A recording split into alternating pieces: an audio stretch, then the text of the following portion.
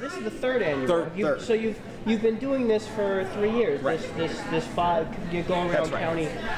Is this one of the more exciting, successful things in terms of community outreach that you've come up with? It definitely is, and it's telling by what we've heard from a lot of people who weighed in afterwards and talked about how helpful it was for them to learn about the budget process, but also feel as though they have an ability to put their stamp on the budget as well. So, I'm a county resident, a teacher at Gaithersburg High School. I also represent MCEA as vice president. And I was recently at a Blue Ribbon Elementary School to hear from teachers. They packed the room, and here's what they had to say about over-testing. I'm quoting, "We're becoming data gatherers, not teachers. The joy is gone in kindergarten, and that's sad. Assessment is overwhelming my time to teach. The joy is being sapped out of me and my kids. It's miserable for the kids, it's miserable for me. It's not enjoyable to be a child in school anymore." So my question on behalf of these teachers is, how will this budget give teachers the time to provide educational experiences our students need and deserve? We swung way away from teacher assessing to much more systemic assessment. And that was the typical kind of overcompensation, swing of the pendulum that we get into. We've got to push that back. Over the coming year, what we want to do is put more tools in teachers' hands to easily and quickly generate short quizzes, short checks for understanding, for progress, and do less and less in terms of system-wide. Remember when we were talking about teacher evaluations and how we would evaluate teachers, and I kept pushing for the fact that from my perspective, I would evaluate a teacher based on the grades that they give to their students. I don't need a standardized test. I know how well the kids are doing based on their grades that the teachers are giving them, and why we don't give more weight to those kinds of things versus Common Core or other kinds of things that really aren't a part of the actual curriculum. Let me give you a little tip. It's volume and individual stories shared makes a huge difference when it comes to an elected official. So for your state delegates, the folks that are deciding on those top-down policies, we don't decide those top-down policies. You know that's at the state. Make sure that those delegates know what kind of an impact it's having, like you shared with us tonight, your stories on your classrooms and on your kids. They need to hear that over and over again so that they know what the repercussions are of the decisions that they make. But 2.5 years ago, I finally ended childhood cancer treatment with my daughter. It was bad. She's alive, but it's bad. I like how you said that you wanted to take care of everyone. We are a family. I treat my students like family. What can we do for our teachers who have to decide to be with their children?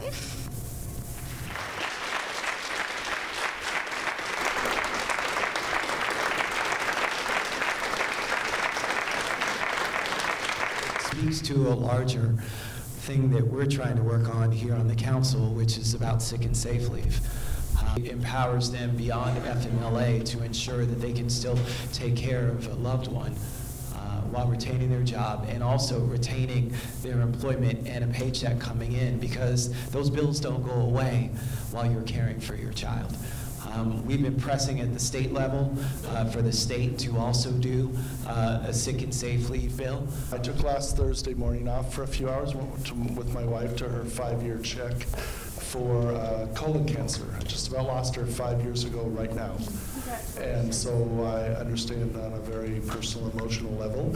So whatever you can do, Councilmember Rice and Councilmember Katz, we certainly would appreciate it on behalf of MCPS employees, but on behalf of the 1,050,000 residents, each of whom can be struck like this at a moment's notice. I am very concerned about the recent appointment of Betsy DeVos as an Education Secretary, and what could it mean for Montgomery County? Part of my concern with the appointment of Ms. DeVos is that she's focused on charter schools. Look, if you want choice, we've got it in Montgomery County.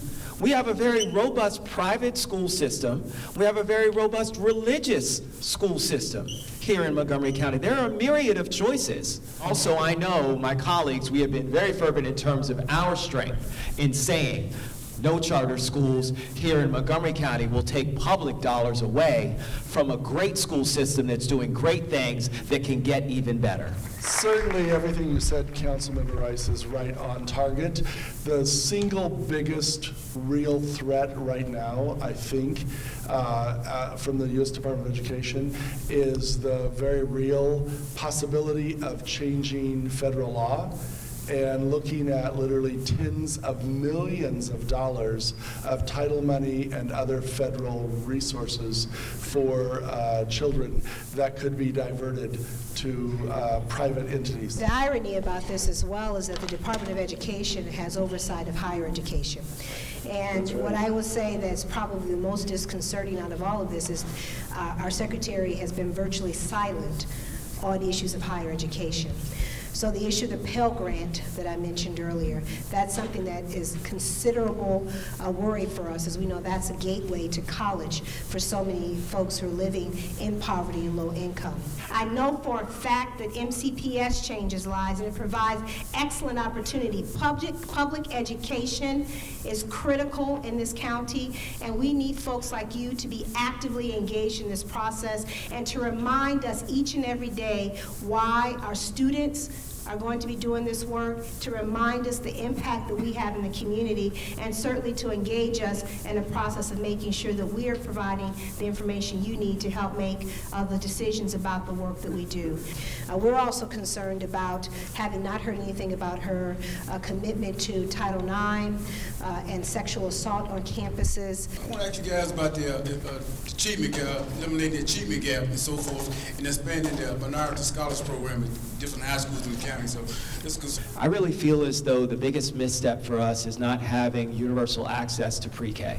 And that is where we are starting the achievement gap, with children not being prepared when they come to school. You create that gap when you have some that have the access and those that don't. My work on the current commission is now solely devoted to making sure that the state funds some part, but the county's got to do our part. We intend to at least grow half-day pre-K to full day for those students that are struggling, as well as doing more to expand those opportunities to at least schools with higher levels of free and reduced meals, so that we can really start to work on those children being better prepared when they're entering elementary school. This year, there was an extension of minority scholars and other similar kinds of efforts across all 25 high schools.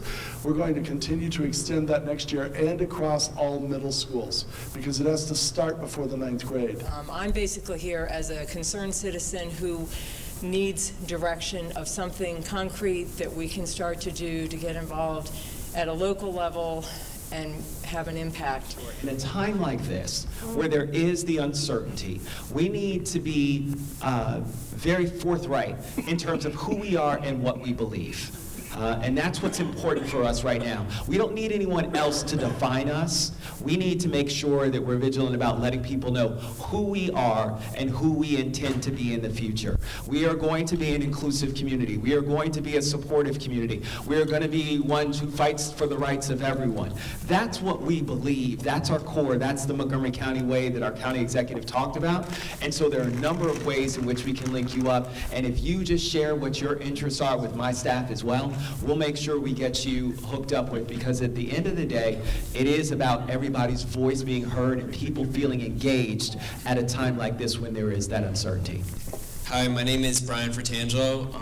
I'm a teacher at White Oak Middle School. My wife is also a teacher in Montgomery County. I teach classes of 32, 31, 29, and 32 8th grade students. And I know for a fact that in certain classes, students can rise up even more if they have more individual time with me. With the class size reduction money that MCPS was provided last June, it was pretty late in the hiring season. So this year we'll be able to do a better job. And then I think over time we have to really, I told the board yesterday, we're going to embark on a staffing review of our staffing formulas, how they work. And we have to take a good, hard look at making sure that we create more and more teachers of record, the teachers who are individually responsible for students. And so I never forget, that's where the students actually get the direct service. I wanted to come here tonight on behalf of my mom and my wife to share some concerns that they have as teachers. As a matter of fact, I'm going to read you an email a friend sent to me earlier about their struggles in the school. This job is literally killing me, my marriage, my relationship with friends and family. I'm stressed out and have started to take multiple medications due to the stress of this job. At one point, I was a happy and energetic person, yet today I find myself sad and angry more than I find that joy. I don't know what I will ever do if I leave teaching, but due to the fact that I've never done anything else or have an education in anything else in my life, I feel that I'm making a difference, but for many reasons, I feel that I might need to leave education. For now, I choose to stay. I would love to reach every child, but I am only one person. In order to do this, we need more people who care. We need people that don't sit around and look at data, but real bodies of people that can make a difference. This job has become do more with less, and at some point this can happen no longer. Administration needs support to be able to support our teachers and staff instead of dealing with every new idea that walks in the door. Everyone is trying, but we have to mainly focus on our resources and to improve the lives of our children. So today at this meeting, I ask you, how are you investing in the teachers? So I'm going to turn it over to Dr. Smith. This is a man who believes that the most important thing that we need to do now is free up our teachers to teach. And it sounds simple, but it embodies everything that you said in that email. You know, we've gotten in the way for the sake of wanting to sound like we're innovative, under the auspices of saying we need to be globally competitive, to get away from the very things that made all of us in this room successful. Let's not forget about the good things that we have always done, which was encouraging our teachers to do right by their kids. They know best how to do that. I can't go into a classroom and tell a person how best to reach their kids to make sure that they're grasping a particular thing. The teacher can. This bureaucracy was not built in a day or a week, and it's not going to change in a day or a week. We're one of the most regulated, most imposed upon organizations in this country. And so as you think about what you can do, you can write to the committee chairs, you can call the committee chairs, you can email the committee chairs on Capitol Hill. You can say, don't take our title funding away. Remove many of the requirements that have been put in place for good reason, but don't show results, and let us focus on whether or not students are learning. As a student from Montgomery College, I really appreciate all the efforts being made towards bettering the conditions of the science and math building in Tacoma Park. I personally go to Germantown, but many of my classmates and friends are nursing majors, and many of them want to apply for the nursing program at Montgomery College. And in order to do that, they have to take classes at Tacoma Park. So even the students at Germantown and Rockville campus have to go to Tacoma Park for these nursing classes, and they're going to notice the big difference in the science building and the Germantown and Rockville building. And all Montgomery College students deserve equity in the facilities that they have in order to be more prepared in the workforce and once they get out into the real world. So my question is, what steps have already been taken place into solving this problem? Shouldn't have all new shiny buildings in areas where the per capita wealth is higher, and lower non-nice buildings in other places where it's lower. They shouldn't go hand in hand. We should always ensure that all of our facilities for all of our kids, regardless of socioeconomic status, are where they need to be. My wife is an MCPS teacher. My husband is a teacher. We ask our teachers to do so much, and they are doing incredible work, but some of the tasks we ask them, I think, are beyond even their abilities. A lot of it is just poverty. Kids whose parents are not in the home. Living wage is crucial. If you can't get us there, what else can you do to lift every child out of poverty in this county? Amen.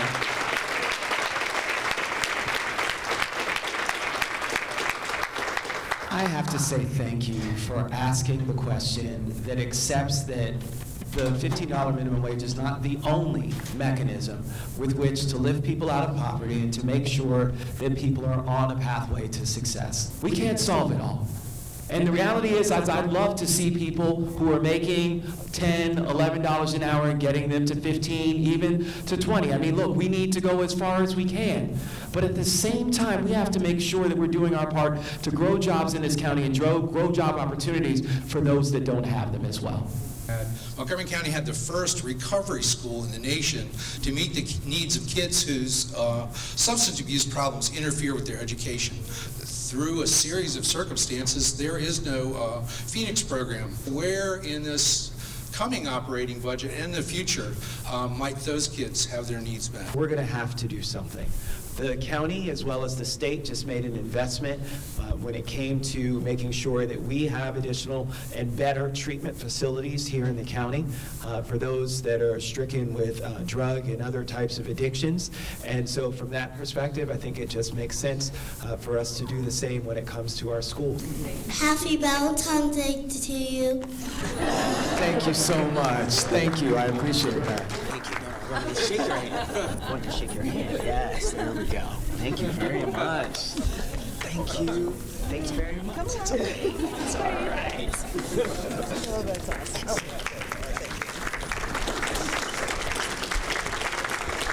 So I want to read this. I'm actually going to put this up, and for anybody who's been in my office, and a few of you have, know that I have stuff from school children. I'm really a school nerd. I'm just telling you, everything that has to do with schools. So it says, roses are red, violets are blue, supporting our schools is the sweet thing to do. And it's signed by a whole bunch of, I'm sure, parents, teachers, students, so thank you very much for that. Thank you guys. Great job. I'll make sure I pass this along to my council colleagues too, okay?